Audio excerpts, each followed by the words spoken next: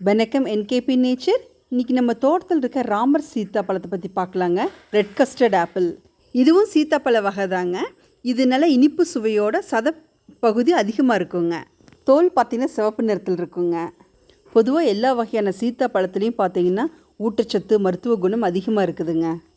ராமர் சீத்தாப்பழத்தில் பார்த்திங்கன்னா கால்சியம், இரும்புச்சத்து, vitamin A, vitamin C, potassium, phosphorus, magnesium, தாம்பரச்சத்து, நார் சத்து போன்ற சத்துக்கள் அதிகமாக இருக்குதுங்க.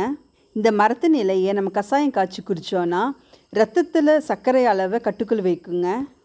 ராமர் சீத்தாப்பழத்தை நம்ம சாப்பிட்டோன்னா புற்றுநோய் தடுக்கிற ஆற்றல் இந்த பழத்துக்கு இருக்குதுங்க. அதோடு இரத்த சோகை வராமலையும் காக்குங்க. இப்போ நம்ம தோட்டத்தில் காமிக்கிற இந்த பழம் சின்ன சைஸுங்க. இன்னும் ஒரு வாரம் 10 நாள் போனால் நல்லா பெருசாகிடுங்க.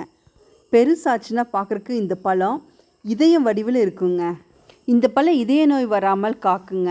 இதில் உள்ள பொட்டாசியம், மெக்னீஷியம் போன்ற சத்துக்கள் பார்த்திங்கன்னா இரத்த குழாயில் கொழுப்பு சேராமல் கெட்ட கொழுப்பு சேருவதை தடுத்து அதனால் மாரடைப்பு, பக்கவாதம் வராமல் காக்குங்க. இந்த பழத்தில் ஒரு விசேஷ குணம் இருக்குங்க. இந்த பழத்தை அடிக்கடி நம்ம சாப்பிட்டோன்னா மன அழுத்தம் கட்டுப்படுத்துங்க.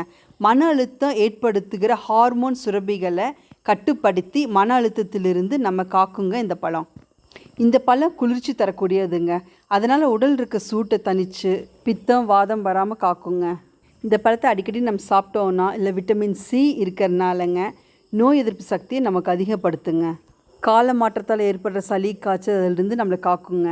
முக்கியமாக குழந்தை இல்லாத தம்பதியர்கள் இருவருமே இந்த பழத்தை தொடர்ந்து சாப்பிட்டாங்கன்னா நிச்சயம் நல்ல பலன் கிடைக்குங்க.